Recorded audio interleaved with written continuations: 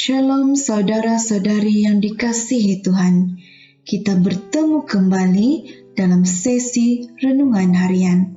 Tajuk renungan kita pada pagi ini ialah saling menghibur.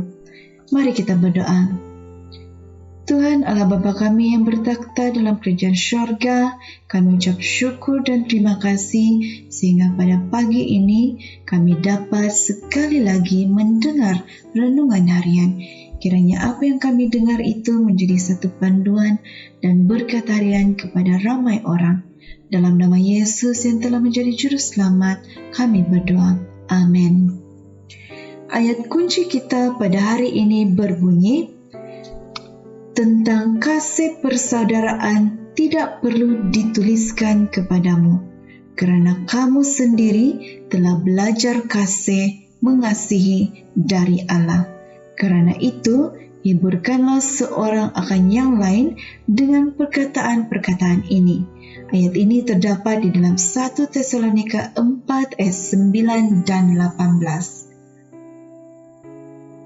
Dalam surat Paulus, di mana ramai yang menganggap sebagai surat pertama Paulus, Tesalonika menyatakan bahwa Paulus tidak menulis tentang kasih persaudaraan kepada orang-orang di Tesalonika, karena mereka telah pun belajar kasih mengasihi dari Allah.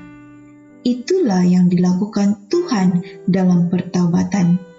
Dia mengajar kita untuk menjadi seperti Dia. Karena itulah yang kita lakukan apabila Tuhan mengasihi dan mengubah hati kita. Sama seperti tiada sesiapa pun yang perlu memberitahu saya untuk mengasihi Bapa saya, selepas saya bertaubat oleh kasih karunia-Nya, Tuhan mengajar orang yang baru bertaubat itu tentang jalan dan keajaiban keselamatan setiap hari. Penurutan sebagai hasil daripada pertaubatan ialah satu mukjizat dan perlu dipupuk setiap hari agar terus bertumbuh dan memberkati orang lain. Paulus juga menggesa umat percaya untuk hiburkanlah seorang akan yang lain dengan kata-kata yang berkenaan dengan realiti kedatangan Yesus yang kedua, di mana kita bukan sahaja akan disatukan dengan keluarga dan teman-teman kita di dunia, tetapi kita akan selama-lamanya bersama-sama dengan Tuhan. Itu dalam 1 Tesalonika 4 ayat 17. Terdapat penghiburan yang besar apabila kita melukis satu gambaran positif dan indah akan rumah surgawi kita di masa hadapan. Ini membawa pengharapan dalam dunia yang berdosa ini, yang sering mempunyai ujian dan siksaan jiwa. Doktrin yang kita pelajari, tahu dan ajar seharusnya bukan sahaja menyediakan satu senarai semak mental mengenai kebenaran-kebenaran objektif untuk dipercayai, tetapi juga menjangkau ke dalam hati dan pengalaman umat percaya. Dunia kita sekarang bukan mencari kebenaran hitam dan putih, tetapi kita mencari sesuatu yang boleh mengubah kita. Manusia ingin akan makna, tujuan, dan kehidupan sebenar.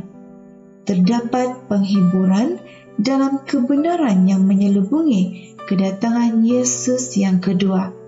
Terdapat berkat dalam bersatu semula, serta hidup selama-lamanya bebas daripada dosa dan kesakitan. Oleh itu, marilah kita saling menghibur dengan kata-kata ini yang melukiskan masa hadapan yang cerah bagi mereka yang rela untuk menyerahkan hidup dan hati mereka kepada Tuhan yang akan datang tidak lama lagi. Sekian saja renungan kita pada pagi ini. Mari kita berdoa. Tuhan Bapa kami yang dalam kerajaan syurga, terima kasih kerana Engkau Bapa yang baik, sentiasa setia di dalam penjagaan-Mu. Terima kasih atas berkat berlimpah yang sentiasa memenuhi kehidupan kami. Terima kasih juga sudah memimpin kami dalam roh dan kebenaran. Kami serahkan doa ini dalam nama Yesus yang telah menjadi juru selamat kami semua. Amin.